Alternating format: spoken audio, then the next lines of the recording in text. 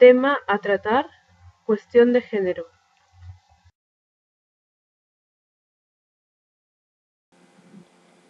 Cuestión de sexo y género. Sexo es el conjunto de características físicas, biológicas y corporales con las que nacen los hombres y las mujeres. Son naturales y esencialmente inmodificables. Por otro lado, el género es el conjunto de características psicológicas, sociales y culturales socialmente asignadas a las personas. Estas características son históricas, se ven transformadas con y en el tiempo, y por tanto son modificables. La situación de la mujer en el Perú. Uno de los cambios más significativos que ha tenido el rol de la mujer en el Perú es en la política y en la sociedad, pues ella ha ido tomando cada vez más roles. Esto es debido a las grandes transformaciones sociales que ocurrieron en todo el mundo, pero el Perú es un ejemplar especial por la rapidez con la que se dan los cambios.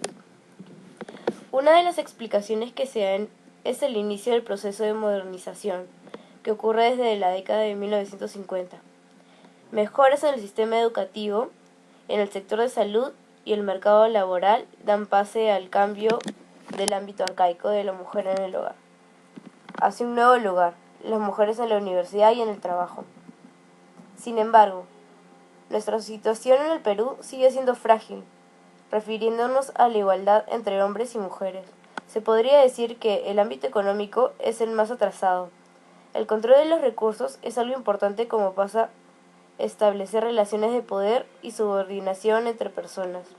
Un ejemplo de esto es el salario entre un hombre y el de una mujer, pues el de la mujer tiende a ser más bajo, denotando una muestra de discriminación laboral. Otro espacio débil es el ámbito del acceso a la justicia. Muchas mujeres desconocen sus derechos, pues ese proceso de modernización les llegó tarde o nunca les llegó. Sobre todo nos referimos a aquellas mujeres pobres rurales que en su mayoría son bilingües. Un nivel educativo bajo para quienes su diversidad cultural es materia de discriminación y exclusión social.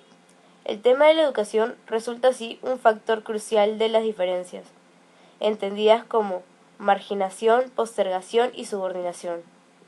En conclusión, el nivel educativo, la calidad de la educación obtenida y las prácticas que respeten la diversidad cultural son temas a tratar para un empoderamiento de las mujeres pobres en el Perú. Siendo ya la modernización muy avanzada, esta situación no deja de ser bastante alarmante, necesitando un apoyo total de la sociedad. Historias y género.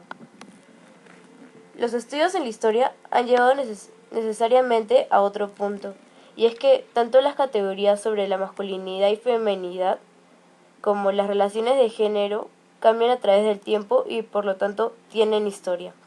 Las corrientes recientes nos muestran que las relaciones de género varían a través del tiempo, lo que inicia interrogantes respecto a la historia de las relaciones entre la dominación masculina y la relación de género, ya que esto se muestra como relaciones complejas, cuyos cambios se ven en la sociedad misma. La masculinidad. Los estudios sobre la masculinidad han sido muy importantes para entender la violencia juvenil masculina en sectores populares urbanos. Este fenómeno de los pandilleros o las bandas son una expresión social que la socióloga española María Ángela López llama la simplificación de la masculinidad. La globalización implica también cambios en el repertorio de las entidades de género. Así, en las grandes ciudades encontramos a los hombres que establecen sus jerarquías y se rigen en torno a los criterios de territorialidad y potencia sexual. Ellos comparten las mismas ciudades con hombres cuya identidad de género es más elaborada y cuya virilidad se asocia además a la cortesía, para poder acompañar a mujeres con una visión distinta de su feminidad.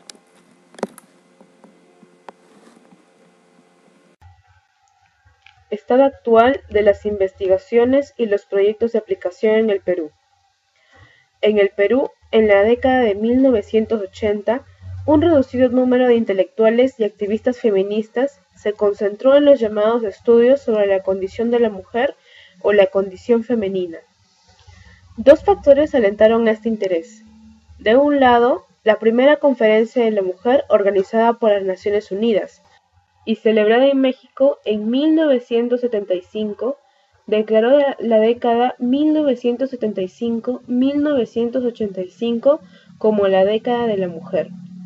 A partir de ese momento, se asignan recursos para la investigación y se diseñan mecanismos para asegurar el adelanto de las mujeres. Esta decisión promueve en muchos países del tercer mundo el surgimiento de grupos feministas. Ese es el caso del Perú. De otro lado, contribuye al desarrollo de esta problemática la crisis económica que, hacia fines de la década de 1970, comienza a agudizarse en el país y que, entre otros efectos, incrementa el desempleo, favoreciendo el surgimiento del sector informal en el mercado laboral y promoviendo la creación de organizaciones femeninas de sobrevivencia. Con el apoyo de la cooperación internacional y de las iglesias en los barrios pobres, las mujeres de bajos ingresos se organizan en comedores, clubes de madres y comités de vaso de leche y, en pocos años, se constituye un vigoroso movimiento social de mujeres pobres que le plantea desafíos a este joven movimiento feminista peruano y lo requiere para tratar tanto temas propios del surgimiento de un pensamiento de opresión y subordinación de las mujeres hacia los hombres, como temas vinculados con la pobreza y la marginalidad de las mujeres.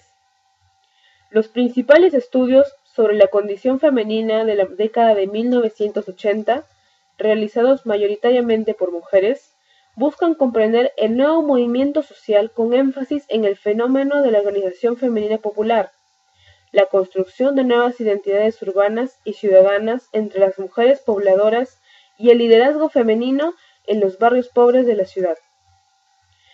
Otro tema que llama la atención de las estudiosas son las investigaciones sobre el empleo femenino y la participación de la mujer en el mercado de trabajo.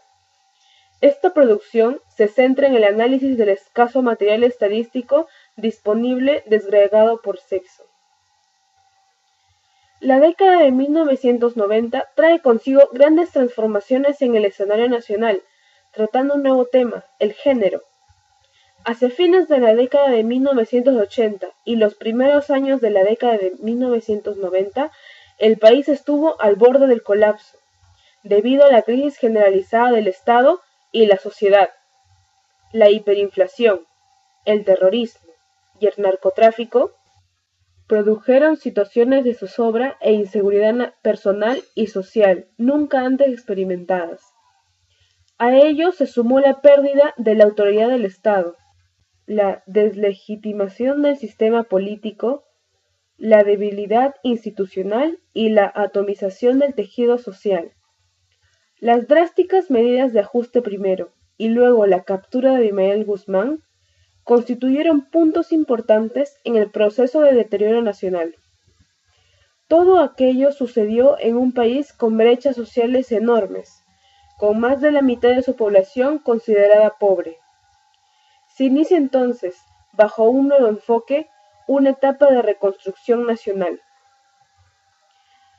La mujer y la violencia sexual, familiar y social, la mujer y el desarrollo, la mujer y la política, el movimiento feminista.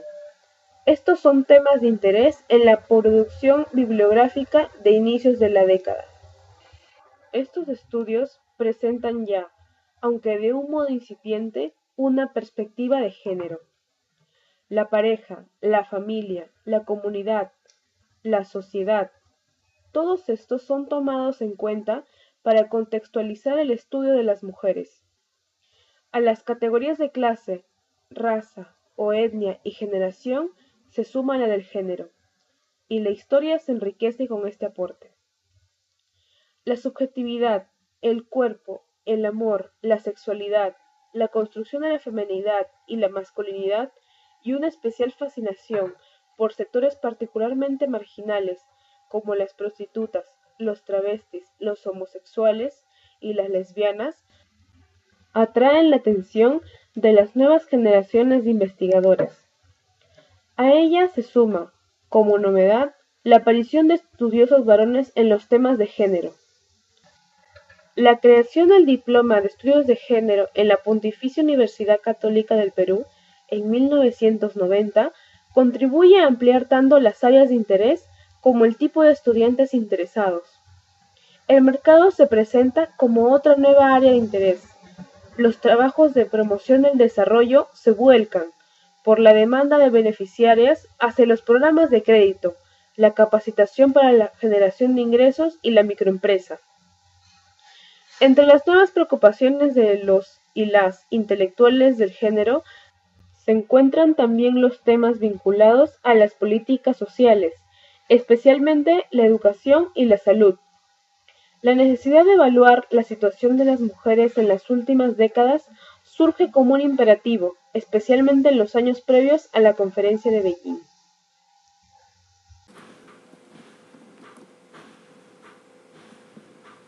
Legislación peruana actual sobre género. Avances.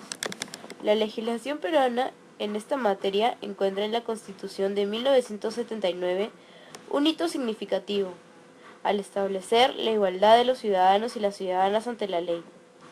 Esta nueva legislación permitió efectuar reformas importantes en el cuerpo jurídico. La Constitución de 1993 recoge esta formulación y reconoce el derecho de toda persona a la igualdad sin discriminación de origen, raza, sexo, idioma, religión, opinión, condición económica o cualquier otra índole.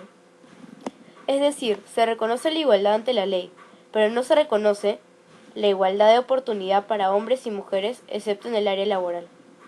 En el Código Civil de 1984 recoge el principio del derecho de igualdad, incluyéndolo dentro del matrimonio y el derecho de familia.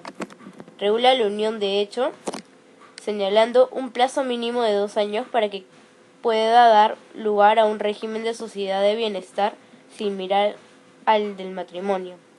Establece el derecho alimentario de la mujer concubina. Equipara los derechos de la mujer en relación matrimonial. La representación legal de la sociedad conyugal es ejercida conjuntamente por los cónyuges, aunque cualquiera de ellos puede otorgar poder al otro para que ejerza dicha representación. Permite a los futuros cónyuges optar por el régimen de sociedad gananciales o por el de separación de patrimonios. Más lento es el avance en el Código Procesal Civil, que reconoce solo algunas medidas de protección hacia las mujeres.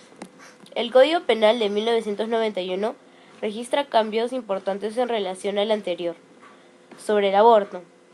Sanciona a la mujer que lo consiente y al que lo practica, profesional, médico o no. Asimismo, se sanciona a quien hace abortar a una mujer sin su consentimiento. En referencia a la violencia sexual, se penaliza la violación sexual incluyendo la afectada dentro del matrimonio, la de la persona en estado de inconsciencia, la de la persona que sufre anomalías psíquicas y la de menores de edad. Se reprimen los actos encaminados a promover o favorecer la prostitución de otra persona, también a quien explota la ganancia deshonesta obtenida por una persona que ejerce la prostitución. En 1993 se promulgó el Código de los Niños y Adolescentes, que hace explícita la responsabilidad del Estado para garantizar el establecimiento de condiciones adecuadas para la atención de la madre durante la etapa del embarazo, el parto y la fase postnatal, otorgando atención especializada a la adolescente madre. Este código viene experimentando modificaciones desde que fue promulgado. Por ejemplo, los antiguos jueces de niños y adolescentes ahora son jueces de familia. En cuanto al tema laboral, la Constitución de 1993 protege a grupos específicos contra la discriminación en el trabajo, en particular a la madre, al menor de edad y al impedido. El aporte de esta norma consiste en entender la discriminación como el hecho de dar a las personas un trato diferenciado, desprovisto de una justificación objetiva y razonable, basado en motivos de raza, color, sexo, religión, opinión, etc.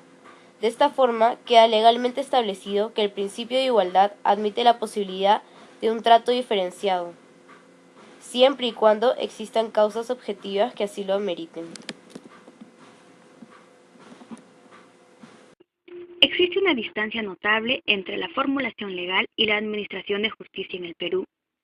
Los jueces tardan en adaptarse a la reglamentación y siguen aplicando un criterio tradicional en relación a los asuntos que competen a la mujer. Esto es debido a que un cambio en la legislación debe estar acompañado de un cambio cultural. Es preocupante que en la Constitución de 1993 se haya eliminado el enunciado: la ley reconoce a la mujer derechos no menores que al varón, pues dificulta la posibilidad de efectuar medidas de acción positiva hacia las mujeres. El Código Civil mantiene normas que son discriminatorias para la mujer. Por ejemplo, el requisito de edad para el matrimonio de menores es de 16 para varones y de 14 para mujeres. Además, la madre adolescente menor de 14 años está impedida de inscribir a su hijo y de reconocerlo como tal.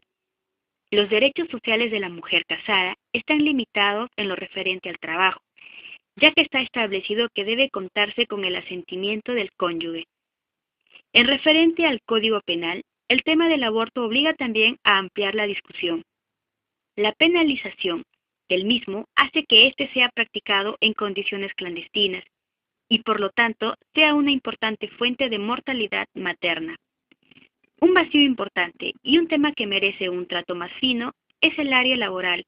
Si bien la lucha contra la discriminación está asegurada en el cuerpo legal, en la práctica no se ejecuta.